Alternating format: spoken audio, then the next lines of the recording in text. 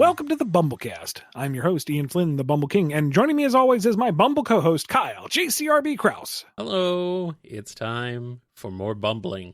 We're bumbling all over the place. We're casting our bumbles far and wide entirely because we're supported by so many wonderful folks over at patreon.com/BumbleKast, ko-fi.com/BumbleKast, and our YouTube members. Yes, indeed. Let's jump into our questions from those fine folks, starting off with this one from Joshua B. Maybe Sonic lets Eggman live for the same reason as the Flash and his rogues. As long as they don't kill people, their plans are simply thwarted. If so, how would heroes who don't have qualms against killing, i.e. Blaze, Lanolin, or Whisper, respond to this realization? Well, it's not really a great one-to-one because we know Eggman will use lethal force. Yes. And cataclysmic global force.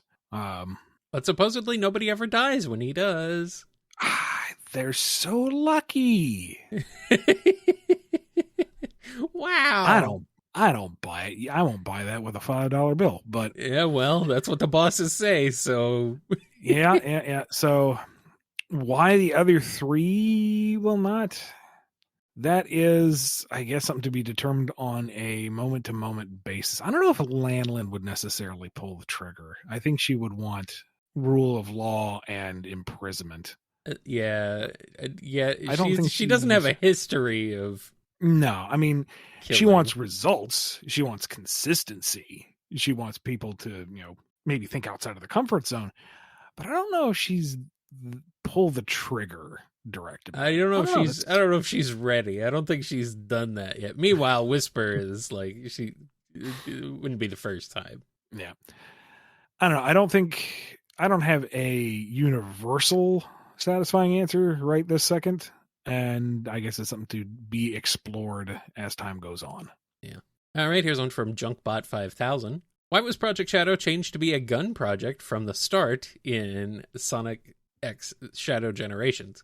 With how much effort is put into continuing the world building of past games now, I don't really understand this, since SA2's lore was originally the opposite of this, at least to my understanding of it.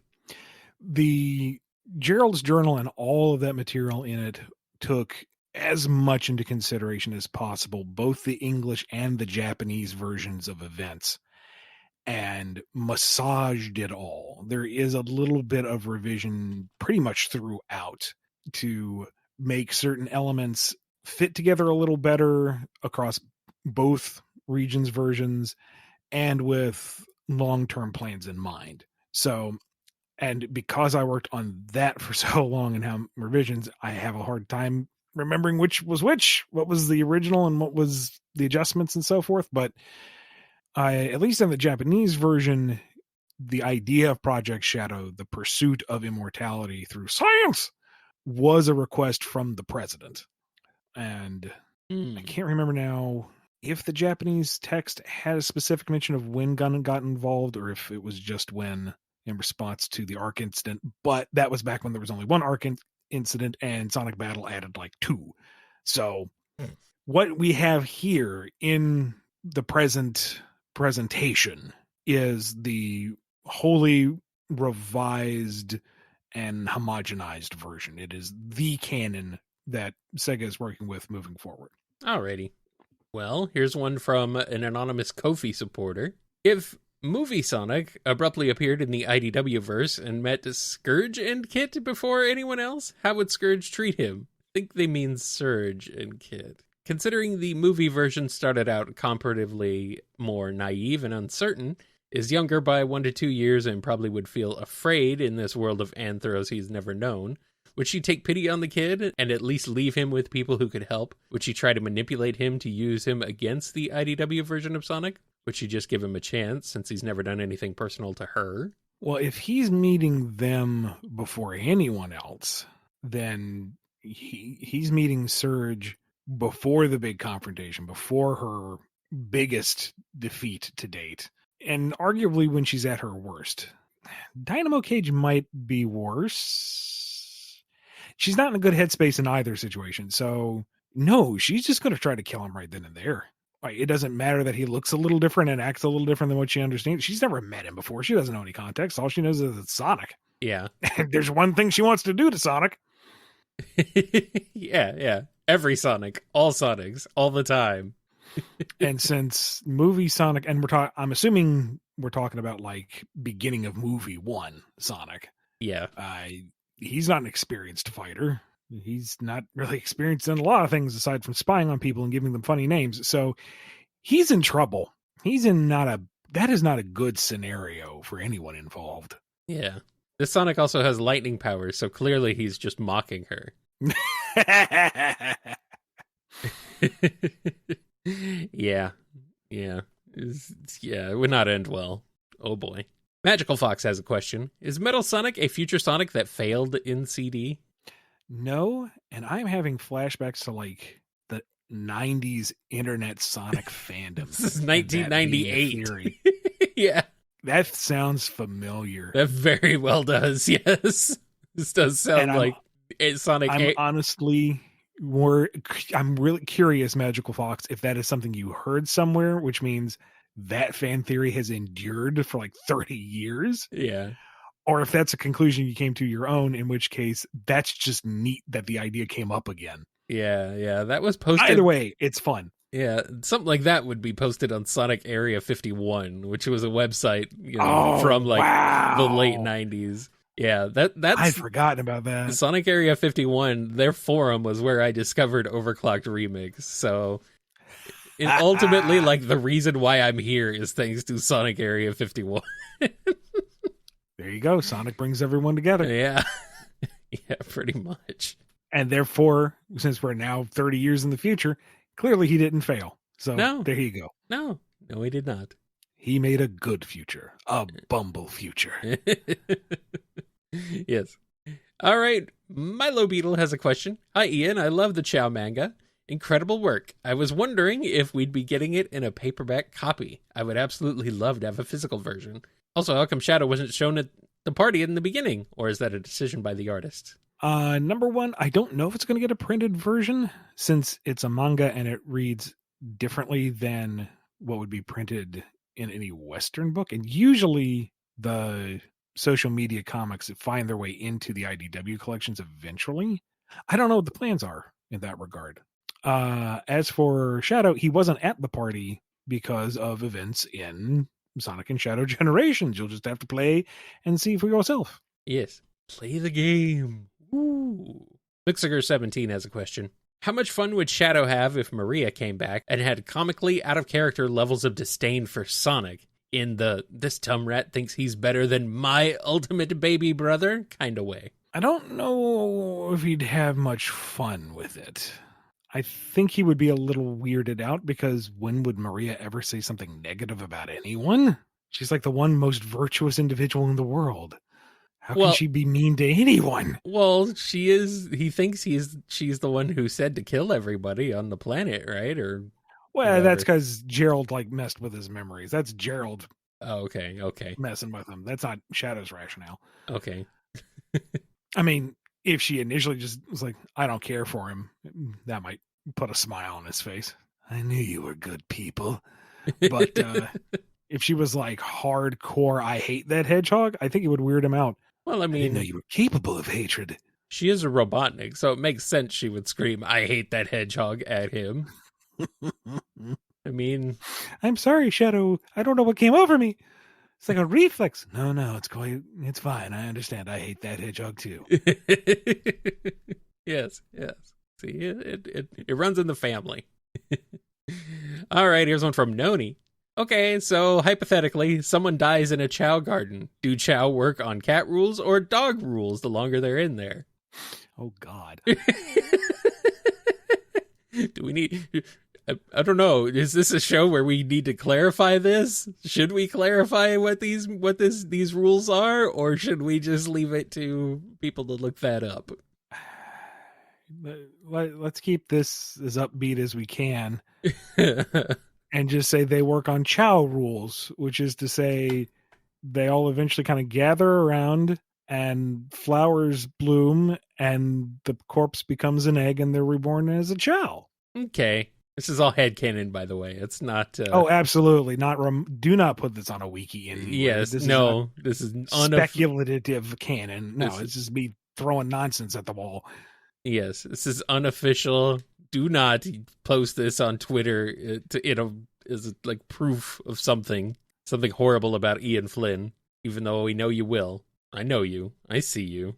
Knights Jubel has a question. The day has finally come. Sega is touching Knights again, not as a slot machine this time, and tasks you with bringing it into the same universe as Sonic. Would you use Imaginary World or something different? Any team-ups? Yeah. I mean, say, what are the names of the cities in Knights? I always forget. Is it Twin Town, Twin Bells? Twin Seeds, is that one? Twin Seeds, okay. Nightopia? Well, that's in the dream world. That's the dream world, okay. The waking world, where all the kids come from. Yeah, just say that's somewhere in the United Federation, and say that Nightopia and the dream world are just another facet of Imaginary World. I mean, it's a land of dreams. Yeah. Or a dimension of dreams or whatever.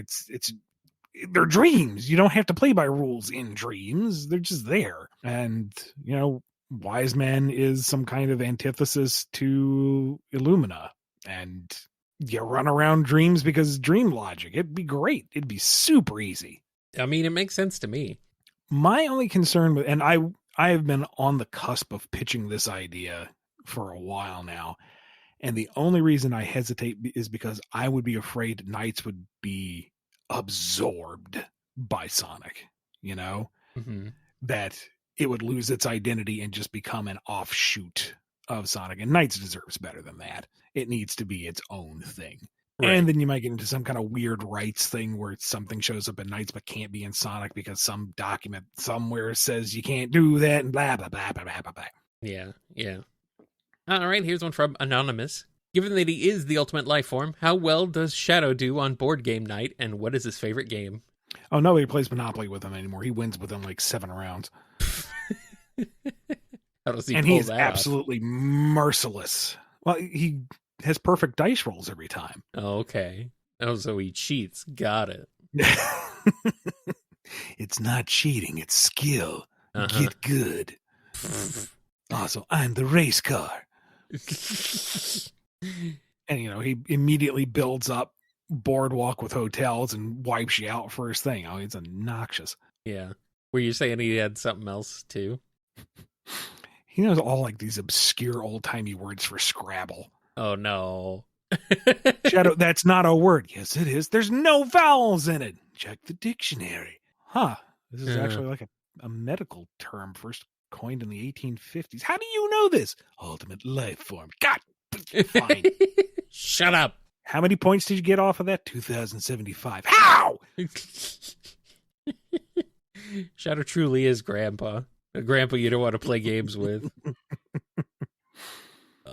He refuses to play video game Monopoly because he can't physically roll the dice. We know what you do, Shadow. I'm the ultimate life form. My dice rolls are perfect every time. Gee, I wonder why. You won't play the mobile version either because all he has is a flip top. Stop chaos controlling everything all the time. Chaos control those dice rolls. Stop it. All right, Onyxodon has a question. Mimic Story in the 2024 annual showed that Whisper's personality was basically the same as Tangle's, one full of hope and joy, until she was betrayed by Mimic. With that in mind, if Tangle went through a similar experience to what Whisper had, would her personality also have drastically changed? I don't think so. She's a different person. I mean... Yeah. Yeah. I think we've done this question before in a different context, but I don't know how exactly Tangle would navigate such a debilitating scenario, but she wouldn't become the same thing Whisper did because, like you said, they're different people. Yeah. All right, here's one from Peacock Queen. This swapping bodies thing is fun. If Rouge and Amy swapped bodies, do you think Rouge would take advantage of the situation to trick Knuckles and spend time alone with the Master Emerald to finally steal it? Would Knuckles suspect something? And what would Amy be doing in Rouge's body in the meantime? I can see Rouge having a moment of, ha ha ha, he'll never see me coming. This is perfect. Everyone trusts Amy Rose. Now to fly up to Angel Island. Fly. Well, that's no problem. I'll just get some gun clearance and take a jet or something. Nope. The gun clearance registered to Rouge, not Amy. Meanwhile, Amy's freaking out because Rouge is going to do something terrible. She just knows it. Not necessarily villainous, but she's not going to pass any opportunity. She's got to do something. And oh my God, look at her wardrobe. How deep does this closet go? Are there hallways in here? Oh my God, look at all of it. How much does this cost? There's still a price tag on it. Is that just because she didn't take it off yet, or did she steal this? Wait, was I doing something else? Oh, yes, I was going to stop Rouge from doing whatever it was she was going to do. And oh my God, look at all these boots. Oh boy. So, Amy Rouge comes back to her own place because she can't have any fun with this stupid, non-flying, non-military clearance individual. I mean, the hammer's kind of fun, but, the novelty wears off after a little bit. And are you trying on my entire wardrobe? Oh my God, you have such great taste. Well, thank you. I was thinking of getting a few other things. Let's go shopping. And then they just have a good day out together. Fine. I figured Rouge as Amy would go bother Tails. It's like, fly me up to the Angel Island. Tails would be like, why? Because I want to go up there. Because we're friends. Why do you have to ask questions when we're friends? Amy, we've had like 16 Freaky Fridays in a row now. For all I know, you are both Eggman, Clutch, and Infinite all in one body. I don't trust anyone anymore. Yeah, pretty much. All right, here's one from Pedanticat. With humans slowly returning to the Sonic franchise, I have this scenario question with some of the more prominent humans. If you were to write stories about how Elise, Professor Pickle, and Abraham Tower were handling the events of the Eggman War and later Metal Virus, how would they play out? You know what? We could probably knock out 3 flickies with 1 stone and say that Pickle was in Soliana researching the ancient Soliana castle and relics, and Tower was there with the gun garrison repelling the Eggman forces in Soliana and coordinating with Elise. And they worked together to get the populace out of New City and into the old ruins where they can hide out. And through whatever weird magical eagle statue nonsense Pickle gets to work, they're actually protected from the worst of the invasion. Well, that's good. And everyone goes along nice and orderly, not because Abraham Tower has a big commanding booming man force, but because everyone has absolute trust and faith in their darling, loving princess Elise. And she's like, trust me, everything will be fine. And then she looks over to Abe and says, please make sure everything is fine. I'm terrified. And he's like, I got it. Good. Nice. All right, here's one from Professor Scruffy Matt. In recent weeks, 2 couples have found love together in the BumbleKast Discord. So I was wondering if the 2 of you could improv a commercial for a new tier in the Patreon, the Bumble Dating Service. Pretty please? Are you alone and online? Sure, we all are. Do you need a safe place to meet other people that will most likely not eat your face? Come join Bumble Connections. Get in here. For just the low price of $1 per month, you can be exposed to all sorts of crazy Sonic fans. Isn't that all you've ever wanted in your life? That is a selling point. You may question our answers, but you might get the answer to the question you've always been looking for. Join now. Join Bumble Connections. It could be worse. But not by much.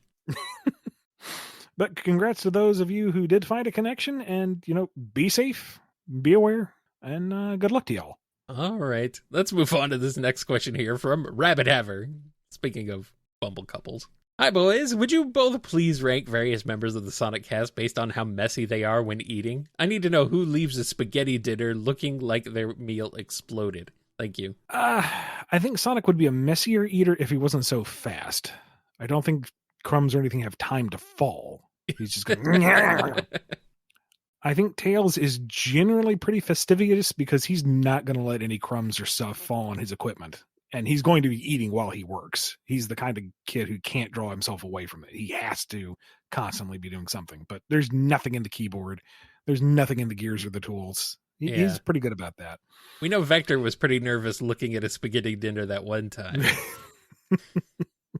Because he knew it could get messy. He's got a big mouth. Look at the length of my face. This bib ain't gonna do nothing. Charmy's like, just pick up the whole plate and dump it in your face like you do at home. Charmy, I don't do that, Vanilla. I don't do that. Charmy, shut up. That's how charming I he think eats it. I think Victor's generally pretty clean, but also, just kind of casual sloppy. Nothing horrendous, but Yeah. he would have to pay attention to keep things a little cleaner. Amy's super clean and neat and whatever. Knuckles, I mean, he just grabbed stuff by the mitten full and shoved it in his face. There's your spaghetti disaster. Yeah, we've seen him eat stuff. He's not like the cleanest. Espio uses chopsticks for everything, even soup. How does that even work? One drop at a time. Yeah, apparently. Charmy's a kid. Kids are messy eaters, except for Cream. But, Vanilla raised her right. Yeah. Eggman depends on the situation. If he's by himself, it's going to be super clean and neat and tidy and whatnot. And whatever is spilled, he's got Badniks to clean that up. But if he's out somewhere and he purposely wants to make a mess, he will make a mess. What about Silver? This was a garden salad. What is this all over the plate? Victory. Does Silver understand, like, not eating too fast and not getting stuff all over the place? Because he's kind of like, food is a kind of a luxury for him. So maybe he's not, like, quite as clean about it because it's like, oh, I got to eat this fast before someone else gets it, It's always in that mindset. Apparently in this time period, you're not supposed to lick the plate. Yeah, no. I mean, you only have the one. You got to make it clean, right? Yeah, exactly. Makes sense to me. Amy just shows him like her kitchen cabinet full of flatware, and he's just like, oh, plates. So many plates. It's so full of uses. Wow. He's so used to things being no use. Wow. Amazing. Well, let's not leave this plate dirty. Let's take a break and wash it off, and then come back with more on this episode of the BumbleKast.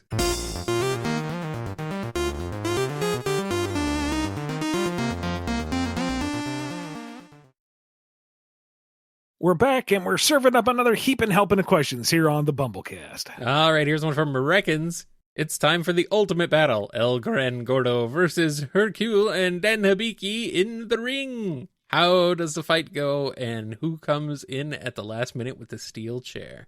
Oh, who indeed? Because the thing is, El Gran Gordo, for all of his nonsense, did look like he could put up a decent fight if he tried. Yeah. And Mr. Satan, Hercule, whichever, is actually an incredibly accomplished martial artist.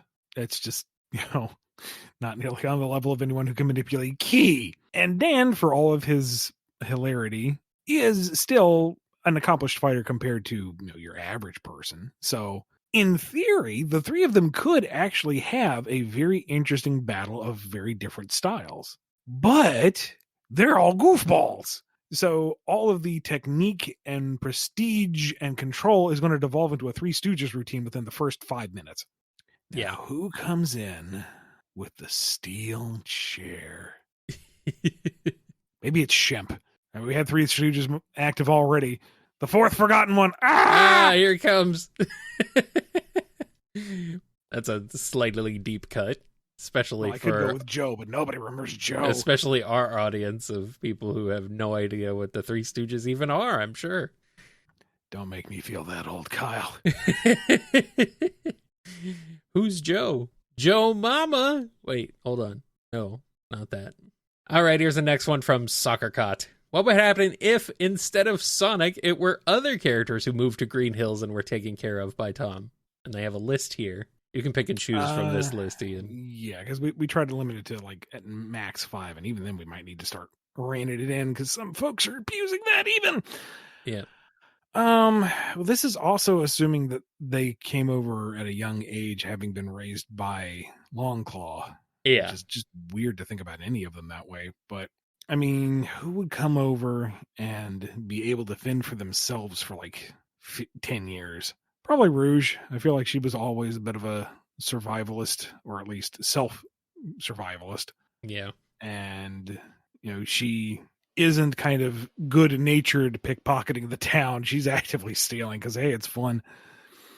Yeah, sure she needs something to eat, but that diamond ring looks real pretty, too. And, hey, that's even the plot line. She steals the engagement ring that Tom was going to present. And that's what leads him to tracking her down. Well, there you go. And then you have this kind of running thing going on between them where he's like, you can live here. You have a family now, but you have to stop stealing. And she's like, of course, with her fingers crossed behind her back. And there you go. Perfect. Sally would be, again, self-sufficient survivalist for the most part and longing to connect, but worried because Longclaw would have planted that seed in her head that, you can't really trust others, or you have to be very cautious about it at least. But she still feels like she has a need to return home, make things right. If we keep the Kingdom of Acorn angle in there, maybe Longclaw was in service to the Kingdom of Acorn, and Sally just wants to try to find a way home. But there is no way home because she's found home or something. I don't know. I'm doing this off the top of my head. Mm-hmm. Shadow is in the arc, and it's Longclaw who presses the button, and his capsule launches out through a dimensional portal and lands somewhere in the woods. 10 years later, he opens up and stumbles into Tom's yard, and he's like, hey, you want a cup of coffee? And Shadow's like, sure, I don't know. I'm Keanu Reeves now. Of course he is. So much of this is hinging on them following Sonic's exact same path. It's so weird to think. Yeah. It's especially hard to say with Surge because we don't know who she was before Starline got his hands on her. We don't know what trajectory she would have had in her own life before he got involved. So I don't see her reaching out to Tom at all. If anything, he's trying to catch this weird electrical culprit that keeps vandalizing the town. You can live here and you have a family now, but you have to stop vandalizing stuff. Okay, she says with her fingers crossed in front of her. Yes. And I don't know, you pick the last one. I already said Silver. I already suggested Silver. So Silver comes back in time. And he's like, I'm here to save you, Tom. And Longclaw's like, who is Tom? And uh-oh. They get attacked, and she sends him through the portal, and he winds up in Green Hills, and he's like, oh, wow. Did I move laterally in time, or when am I? Where am I? Who am I? Oh, no, amnesia. Oh, no. And so he stumbles around Green Hills as a cryptid for a while. And then he's found by Tom, and he's just happy to be around somebody, and they get along just great. Well, there you go. And then, Robotnik shows up to cause trouble, and Silver's just like, no, and flips the truck with Eggman in it. It's like, I know how this goes. Blop. Wow. Amazing. Sorry, I'm just thinking of that scene on top of the building with all the missiles, and instead of just, running through them at super speed, Silver just grabs them all. No, throws them right Turns back. them around, yes. Oh, boy. Oh, no. But also very good, yes. Yes. All right, Sonic Beta 4 has a question. I have a theory that the reason there are anthro animals is because all animals in universe... This is fan idea. Sorry, this is a big fan idea. We can't have this. Also, did Sega give you permission to name Abraham Tower? Just want to make sure. Yep. Did we cover this on a recent BumbleKast? We have covered it multiple times, yes. Okay. Then go check out the Q&A master list for that kind of info. Yep. And sorry, if we can't do fan ideas. Ian can't do fan ideas, or, yeah, it could be. It's a thing. So, but thank you for your support regardless. Sonic Jan has a question. Which weapon type would the remaining Wispons be that haven't been seen yet? How would they work? Attack or defense, and movement abilities? And will there ever be more Wisps, or have we already seen all types? I have no idea. There is no limit, really, to what a Wispon could be. I'm a little surprised we didn't have some of the ones that we already saw, or rather, the ones that we had for the Diamond Cutters, I'm surprised we didn't already see in Forces. And you could very easily do like a TF2 lineup of weaponry and stuff with Wispons, easy peasy. Like Jade Ghost Invisibility Watch, Pink Spike Minigun. Some kind of Wisp sword, that would be cool. Yeah. I give it to Cyan Laser or Ivory Lightning. Just make it a lightsaber. You don't have to be fancy with it, just make it. I mean, come on. Gray Quake Mace, or I don't know, Cannonball Launcher. You could do anything, really. That's kind of the fun of it, and why I actually like this idea, because you can have shooty bang bang stuff, but it's cartoony and sci-fi, and incredibly versatile. As for the Wisps, I mean, I don't think we've run out of colors. So as long as there's a color and a gimmick they can come up with gameplay-wise, I guess there could be yet another. Yeah. Right, here's one from Sonic Sword Fighter. One day, Sonic decides to greet his friends by giving them a slap on the rear. How do they react, and would anyone feel left out if they didn't get one? Good luck landing one on Tails. Knuckles takes it as a challenge and punches him in the face. Yeah. Amy acts insulted. But, hey, if all things are being equal, she can return the favor every time they meet. Forever. You want to meet up next week? And tomorrow, maybe? Sonic? Yeah. Hey, how's it going? No, just casual friends here. Uh-huh. Rouge is going to slap him right back. But that's probably how they greet each other anyway. Blaze is most offended. How dare. Uh-huh. Is she? Is she really? Yeah, I think so. You don't do that to a princess. Come on. Okay. Silver's like, oh, they do it in this time too. Or is this where it starts? What's happening? What's happening in the future? A lot of plate licking and ass slapping, apparently. Wow. What does Shadow think about it? Did you say that? I don't think you did. No, he pretends to be insulted. Oh, okay. And Charmy's the last one because then that poisons him and he dies. That's what finally gets him. Yeah. That's what you get for slapping kids around. Sonic, how dare you? You idiot. How dare you? Surge instantly turns around and murders him. Well, I mean, she doesn't really need the excuse, now does she? Well, no, but, it's... He hit me first! Retaliatory strike. I'm in the clear. You killed him. And? It's like, yeah, finally. It was a good excuse. All right, here's one from Spamite. Respectfully, what made you seek to develop a big focus on Sonic trying to redeem villains in the IDW comics? Why did he give Metal Sonic a second chance, even if he was stripped of his weaponry? Why did he defend Mr. Tinker? Why did he beg for Eggman to be like Mr. Tinker? Why did he try to help Surgeon Kit? Why did he have to guilt Shadow by bringing up his second chance? Just basically, why is or was Sonic so persistent on all this, even to his own detriment? Again, respectfully asking.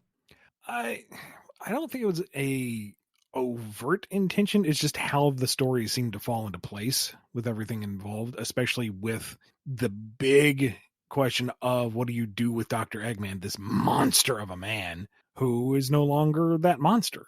He's Mr. Tinker. And how do you rationalize that? And from that, where do you spin off from there?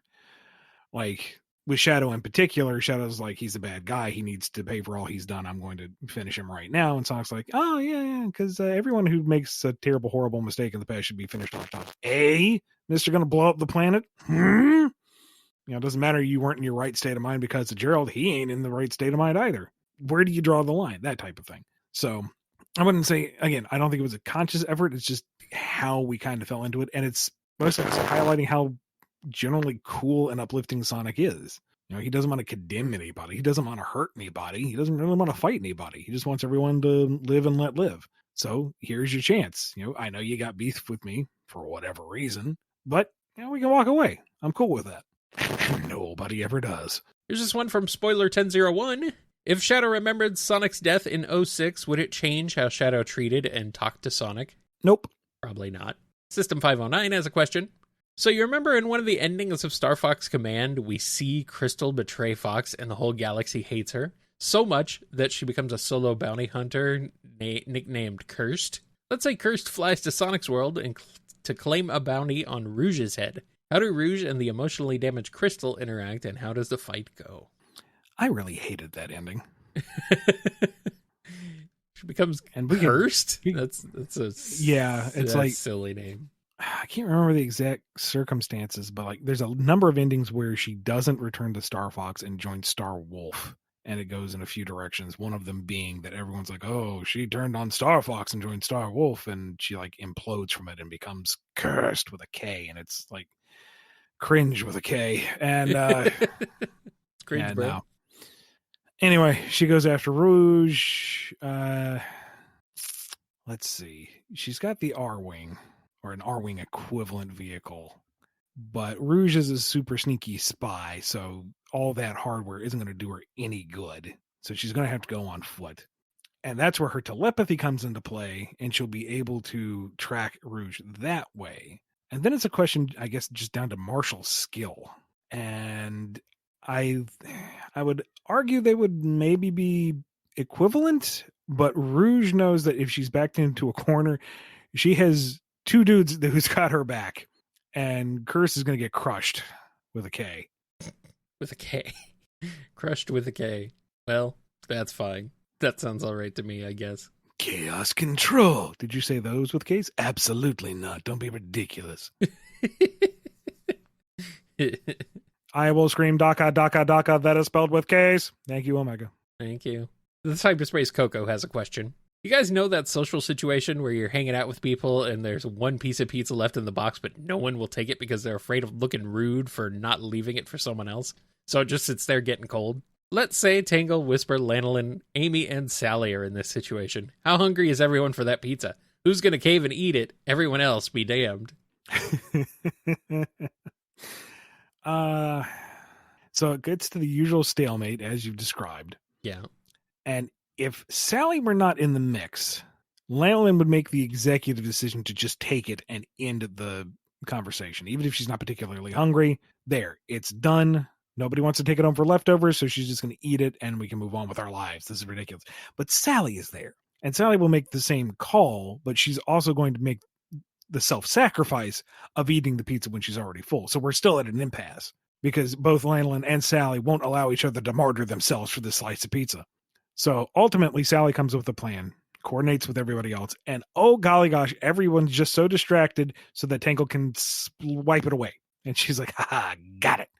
And everyone's like, oh no, I guess the pizza got ate. I didn't see anybody take it. What a mystery. Da, da, da. I could see this happening. It's so very clearly, yes. Tangle's still chewing on it and trying to blame the wisps on it. Of course, the wisps ate it. Of course.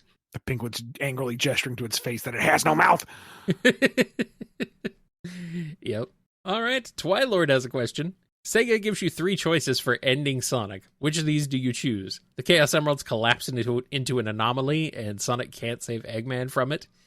B, Sonic's answer to entering the Speed Force. Or C, Eggman uses modified robotization tech on a wheelchair for elderly Froggy. I'm not quite making the connection of how option C ends Sonic. I think it's a joke. I think Froggy and Sonic are cool, bionic wheelchair aside. Yeah, but I don't know. Maybe that's just how it ends, you know? They have Sonic and Sonic goes on an adventure, stops Eggman, and then Eggman's like, and he's all dejected and, going back to limping back to his base, licking his wounds. And an elderly Froggy shows up. He's like, well, I guess I could make a wheelchair for you. Froggy's limping along. And then that's where it ends. See, when you said ending Sonic, I was thinking in like the terminal sense, not into the series. No, Sonic the character, not the series. No, now I understand what you're saying. Yes. I think he's thinking of the series. Yes, not of the character necessarily. Yes. If I had to pick of those 3 for realsies, I'm thinking maybe B. Because the idea of Sonic entering into a new realm of adventure and going on to other things seems fitting for the character. He never stops running. He never stops adventuring. He never stops being himself. It's just in a new context, and we don't get to see it necessarily. Yes. That's kind of fun. Mm-hmm. All right, here's one from Vineclad. VTubers seem to be so popular that even Sonic characters are getting into the trend. When can we expect BumbleKast to do the same and adopt virtual avatars? Yeah, Kyle, when? I think when we can afford editors. Editors who are willing to sit there and let it rig our audio and edit us, fit it all together. Because otherwise it would take way too long and be way too expensive for just us to do it. And we'd need to work ahead a little bit, I think. We'd need to have like a buffer. Considering where we are on the BumbleKast Minis, that ain't happening. Yeah, we need to work ahead a bit to do that. So, yeah, I don't think that's going to happen anytime soon. We've thought about it. It's been an idea we've had, but there's logistical issues that kind of prevent it. Makes things a lot more complicated. Yeah. And if BumbleKast ever got big enough that it was like our singular job, like if I could drop the freelancing and live off a BumbleKast, yeah, then yeah, maybe that would be worth devoting that time and energy and money to. But BumbleKast is certainly a big part of my life. And, you know, again, huge props to the patrons at Patreon and Ko-fi and YouTube. It really does help a lot. But it is a crucial part, but not the singular part. It is one large egg in my basket. Yes. Well, here's a question from Windstar Osprey. Sonic Prime time. If Sonic had counterparts in the 3 Shadowverse worlds, how would you interpret them? And how would his traits be divided among his 3 alternates? Who would he be with? Etc. To keep things brief, let's just do his New York counterpart and save the rest for other videos. Hey, classy of you, Windstar. Let's see. All right, New York Sonic is... Let's have him lean into the rebellious side without necessarily any of the heroics. So he's definitely fighting against the Chaos Council, but not for necessarily any other cause than himself. And what do you call him? Street rat. There you go. I do buy that.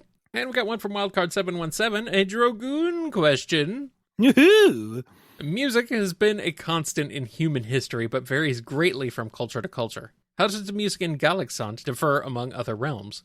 Are there any Earth equivalents to compare to? Are you going to go after the lowest of the low-hanging fruit with the Drolf? With rock and roll? I see what you did there. This I do not have a good answer for right now, because I haven't worked with anything with any audio as part of it yet. It's something I haven't considered, and while I enjoy music and I have dabbled with singing here and there, I am not musically educated at all. Well, that's a lie. I'm not. No. Let's define that ignorance. I did take, some music courses, but I am still musically ignorant. So I do not have a great direction for them exactly. It will definitely be defined by the regions and the cultures in them, but I feel like that's a whole other level of investigation. It's like coming up with a language for these regions. You can't just say, they're like this. What makes sense for their environment? What makes sense for their body types? What makes sense for their history? What makes sense for the resources that they have on hand? Like with Drolfheim specifically, since you named that, it's almost exclusively rock, crystals and minerals and metals and flowing magma and that kind of stuff, but not really a lot of woody plants, mosses and lichens and stuff, but no like trees or reeds or anything. So you wouldn't really have any woodwinds. You wouldn't have any tubes that you would necessarily construct from wood. Or would they create their own hollowed out stone, because they are able to work with stone in ways that other races wouldn't necessarily, because they are large bodied and sometimes kind of hollow. Would they be more percussive in the way they do things, since they are so used to these large cavernous spaces with air moving through them? Would that incline them to do like large woodwind instruments or large brass instruments? Or because cave-ins and avalanches are a constant threat, would any kind of loud reverberating noises be something they're not really interested in? Lots of different angles to consider and hash out, and I just haven't done that with it just yet. It would be something fascinating to explore. Maybe if Drogoon becomes a thing, I can bring in somebody who does know music and have them figure that out for me, because in some cases I just might need to bring in an expert that knows how to work with it. I don't know. Yeah, but it is something that is on my mind. I'm not an expert, so don't look at me, but I can help you find one. Somebody who can help you a little bit more, but I mean, who knows? We'll see what happens. Get me Vert the Bad Man to just score everything Drogoon. You can do that, right? Sure. For free, right? Pro bono, No. sure. Yeah, you got the connections. No. Probably not for free. All right, here's one from Zach. To what extent is Sonic Team aware of the IDW comics? Are the story writers for the games advised to take them into account when writing? Are there efforts being made to make the stories of IDW more accessible to people who have only played the games? The Sonic Team approves them. Yep. Like they know of them. They go to Sega Japan for approval. Yeah. They read them before they come out and say yes or no. Yeah. Yeah. No, they're very aware. As for considerations of their application beyond the comics, that's not something I can really talk about. In part because I don't necessarily know, because some of those discussions are above my head. To make them more accessible to folks, I know there are international printings of them, but I don't think they're congruous with everyone. I think certain regions are further along than others, but I know some efforts are being made to make it more accessible. Yeah. All right, and our last question is from Zetamax. Silver ends up on Angel Island due to timey-wimey stuff. He saves the day and returns home like normal, but what he didn't realize was that Professor Gerald had seen him in action. Thinking that he is the figure from the mural, Gerald bases Shadow off of Silver. How does it go? Well, you just have Shadow with very long spines. Yeah. And with a pot leaf shaved head thing? No, given the Black Arms DNA, it looks kind of like a little Doom's eye kind of growing out of his forehead. Ew. No, thank you. On that horrifying note, I think it's time to end this episode. Big thank you to all our patrons over at patreon.com/BumbleKast, Ko-fi.com/BumbleKast, and our YouTube members for supporting the show and asking their questions and just keeping us going. You guys are great. Now, here we are almost at the end of 2024, going strong because of you guys. You are appreciated. Be good to yourselves, be good to each other, and we will see you next time on the BumbleKast. Catch you guys later. Or let's make a clean break here and then dish up more questions when we return from the BumbleKast. Whatever. All right, fine. Writer. You've been listening to the BumbleKast, a co-production of Bumble King Comics and the KNGI Network. Original theme music composed by Ken Coda Snyder. Remixed intro by T-Lopes. Find out more information, along with podcast feeder links, MP3 downloads, and more at bumbleking.com and kngi.org.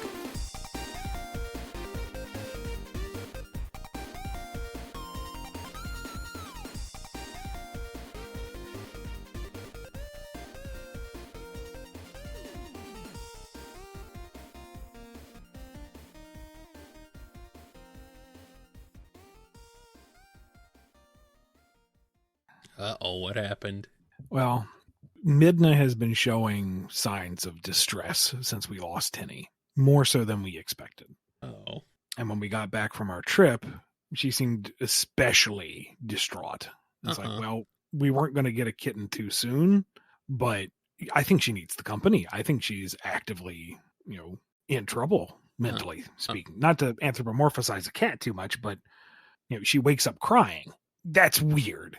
So yeah, we've been looking and we found a few, and they were already adopted by the time we got into the system. And we found a few more, and so on and so forth, until, today, where the lady who's running the shelter out of her own home is like, there are some people from the States who came up for this cat.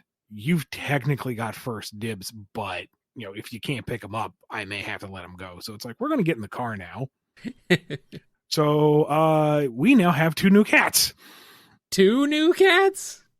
2 new cats, okay. 2 young ones to keep each other entertained and engaged, and, to keep Midna on her toes. And she's getting a little older, and she already has some, she already has a low platelet count in her blood, but we don't know why. Yeah. So she's technically sickly, even though she doesn't act like it in any way. So if something were to happen to her as quickly and as surprisingly as it did with Tenny, there's at least these 2 new ones have each other to grow up with. Okay. But, we went from maybe we need to take it easy this weekend. I've got a very tight deadline to do, and I got to record too. We're in the car reading cats, and now we're back, and we have cats. Yes. Now you have many cats. Minna does not like new things. No. She's currently with me in the bedroom pouting. Oh. One of the new kitties is hiding under my chair. She'll come out eventually, I'm sure. Yeah. And the other little boy is a bobtail rag doll, as best as we can tell. And he ain't afraid of nothing. He exists to love and be loved. Good. Like, I'm holding him while Aaliyah takes care of things, and he is kneading into my palm while also trying to nuzzle into my fingers. So, okay. he is very cute. Yeah, he's ready. They're both very cute, but, we are on hour 2 of new cat situation. Things can change very quickly. My beard smells very much like cat, so I don't know. It's adorable. It's going to be interesting over the next few days. Yeah, it'll probably take him a little while. I am not sure how this evening's going to play out because we got to sleep at some point. What are their names? We're still settling on it, but the little boy, we're thinking Meebo, which is a deep cut video game reference. Uh-huh. And the other one, who is a long haired tortie, we're going with Malikata, which is another deep cut video game reference. Okay. So you're going deeper, even deeper than Midna. Tenebrae is a fairly deep cut. He's super deep. And yeah. Leah's like, wait, so they're all M names now? It's like, yeah, why not? Yeah. Naming him something like Sonic and Amy, that's a bit too obvious. It's a bit too on the nose I want for you. Something in my life that isn't attached to Sonic. Yeah. Please. Yeah. Please no. Yeah. If you are a Sonic fan and you have named your pet something Sonic related, that's great. I'm happy for you. I need a break. I need something that is not there. You're not always Sonic. Yeah, it makes sense to me. So after this, we'll move on to the next step of getting these cats acclimated. We'll see how that goes. Yep. So if noise and something suddenly starts happening, we'll know why. I mean, I've got the door shut. It should just be me and Medna, but we'll see. Okay. One of them looks way smaller and younger than the other. One is 3 months. The other one's about a year. Oh, okay. That explains it. Okay. We were initially looking at one that was closer to his age, but she's currently in Egypt. Okay. And might take a week to a month to arrive. And it's like, that's not going to work out for what we need. Who else do you have around? Okay. And there were all sorts of cats and lots of lovely little ones. I feel super guilty because there was this one black and white who was a few years old and he was just nothing but lovey snuggles. Like, run to your hand, perfect stranger. You just entered the room, purr, purr, purr, love, love, love. And it's like, I don't have room for all of you. Like, I want to put you all in my car. Well, not the orange one. Oh, no. There's a little, like, he was about maybe a year old on the cat tree, big fluffy orange, very pretty cat. And Leah, offers a hand gently to say, hi, do you want to sniff and identify? And he just grabs her and then chews on her knuckles. Just, immediately. And it's like, nope, not you. Sorry, buddy. You're out. That darn orange cat. I already had a rule, no orange cats. I've seen the internet videos. I know, no orange cats. He hates Mondays. They have one brain cell and it is always tuned towards chaos. Which is hilarious to watch from afar. I do not want to live with that. Yeah, no. Of course, I didn't want long hair cats either. Now we have 2, so. Well, that's going to be hairy. Ew. Oh, well. You'll just have to vacuum more often, I guess. Yeah. And boy. Regularly brush. Oh, brushy. Well, as long as they're ready to go and they're clean and they feel good with you and you feel good with them, then hey, that's great. Yep. Yeah. Hopefully Midna will get her head out of her butt and I'm guessing at least a month.